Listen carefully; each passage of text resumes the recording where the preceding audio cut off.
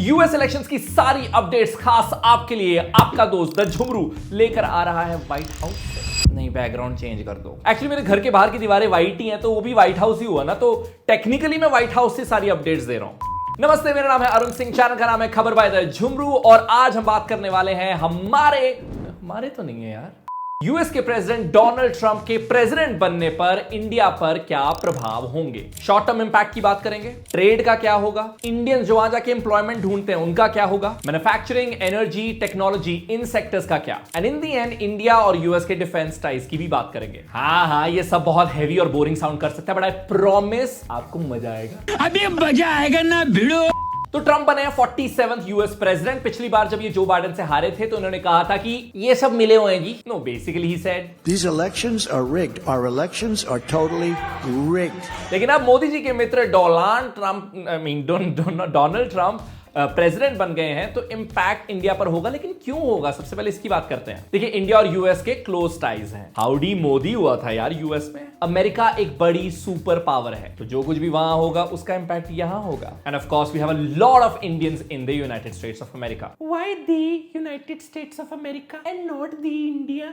Anyway, short term impact market में देखने को मिला, पॉजिटिव इंपैक्ट मिला। निफ्टी और सेंसेक्स दोनों में उछाल दिखाई दिया जिस दिन ये अनाउंस हुआ कि हाँ भैया, सरकार आएगी तो ट्रंप जी की, I was gonna say Modi ji की, अब की बार ट्रंप सरकार।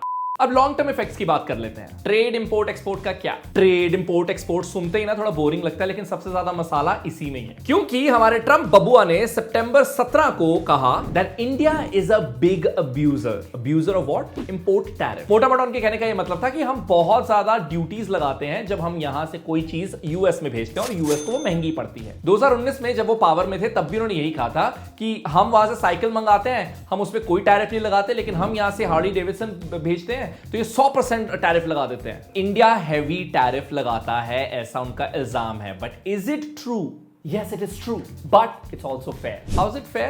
देखिए, हर कंट्री अपनी मैन्युफैक्चरिंग यूनिट्स जो होती हैं उसे बचाने के लिए बाहर से जो चीजें आ रही हैं उन पर हैवी ड्यूटीज लगाती है। यूएस के कुछ उदाहरण ले लेते हैं। यूएस डेयरी प्रोडक्ट्स पर 188% की ड्यूटी लगाता है, फ्रूट और वेजिटेबल पर 132%, कॉफी, टी, कोको और स्पाइसेस पर 53%, सीरियल्स और फूड प्रिपरेशंस पर 193%। तो यूएस का ये कहना है कि इंडिया हाई टैरिफ लगाता है इज अ बिट हिपोक्रिटिकल। लेकिन इसका दूसरा पहलू भी है कि क्या इंडिया की टैरिफ रेट हाई है as compare to other countries overall? Then the answer is yes. एक रिपोर्ट के हिसाब से इंडिया का एवरेज जो टैरिफ रेट है वो 17% पर है, compare to EU, Japan, US. इनका जो ओवरऑल टैरिफ रेट है वो 3 से 5% का है। लेकिन इसमें एक बहुत बड़ा लेकिन है। लेकिन ये है कि इंडिया एक डेवलपिंग कंट्री है, डेवलपिंग कंट्री से कंपेयर करेंगे तो बहुत ज्यादा नहीं है। तो सबसे बड़ा प्रभाव ये कि अब क्योंकि ये प्रेसिडेंट बन गए हैं जनाब, तो ये टैरिफ जो है वो इंक्रीज कर सकते हैं। यानी भारत से जब चीजें बाहर जाएंगी तो यहां के एक्सपोर्टर्स को वो महंगी पड़ सकती हैं, तो वो झटका एक लग सकता है। लेकिन इस आपदा में अवसर है। अगर यूएस इंडिया के लिए टैरिफ ज्यादा करेगा तो चाइना के लिए कई ज्यादा करेगा। कई अलग अलग पहलू को नजर में रखते हुए यूएस चाइना से थोड़ी थोड़ी दूरी बनाना चाहेगा, जिसमें टैरिफ बढ़ेंगे और मैन्युफैक्चरिंग यूनिट्स जो है ऑलरेडी बहुत सारी international companies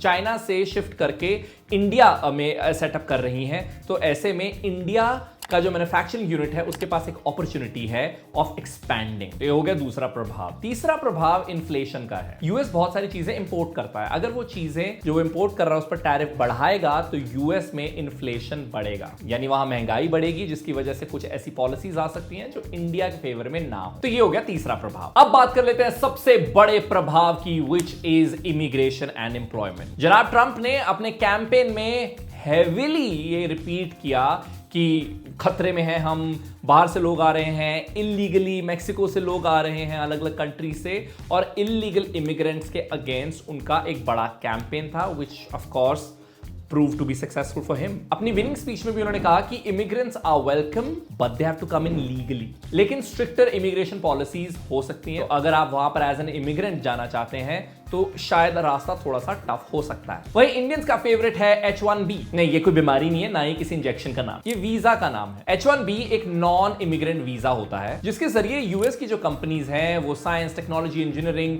maths related jobs के लिए इंडियंस को वहां हायर करती हैं, STEM jobs and then IT also. और सिर्फ इंडियंस ही नहीं, फॉरेन वर्कर्स को काम मिलता है इस वीजा के जरिए अमेरिका में। अब ये पॉलिसी स्ट्रिक्ट हो सकती है, किसी का भी आज का व्यवहार अगर जज करना हो तो उसके पास्ट के व्यवहार को देख लेना चाहिए। 2016 और 2020 के बीच H1B का डिनायल रेट 18% पर था, जो बाइडेन की एडमिनिस्ट्रेशन में 3.2% पर था। जो ओवरऑल H1B वीजाज हैं 2023 में, उसमें से 72.3% तो इंडियंस ही थे। इंडियंस का एक बड़ा चंक है of the overall H1B visas issued by America. तो अगर वीजा रिस्ट्रिक्शन टफ हुई तो जो प्रोफेशनल्स बाहर जॉब्स ढूंढते हैं उन्हें इंडिया में ही बेहतर जॉब्स ढूंढनी होंगी, जिसका मतलब इंडिया की जॉब मार्केट और ज्यादा कॉम्पिटिटिव हो जाएगी। वेरी क्विकली बाकी एस्पेक्ट्स की बात कर लेते हैं। America LNG which is liquefied natural gas को एक्सपोर्ट करता है। इंडिया एक बड़ा इंपोर्टर है, तो वो टाइज स्ट्रॉन्ग हो सकते हैं। तो एनर्जी सेक्टर में पार्टनरशिप एक्सपैंड हो सकती है। इंडिया की टेक्नोलॉजी कमाल है, चाहे वो 5G हो, साइबर सिक्योरिटी हो, टेलीकम्युनिकेशन, एरोस्पेस, कुछ भी हो। इंडिया का वो स्ट्रॉन्ग पॉइंट है जिसका फायदा यूएस लेना चाहेगा।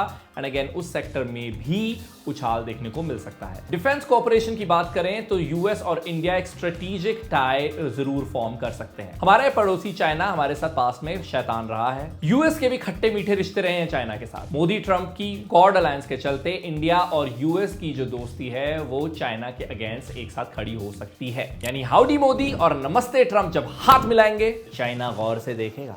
That's all. With that, we've come to an end of this video. I hope आपको मजा आया हो, कुछ चीजें समझ आई हो। मैं इसे बहुत ही ब्रीफ रखना चाहता था, और आपको अगर कुछ नहीं समझ आया तो वो कमेंट्स में बता दीजिएगा। I'll try to explain it there, या फिर और वीडियो भी कर लेंगे। मेरा नाम है Arun Singh. It's goodbye from my side.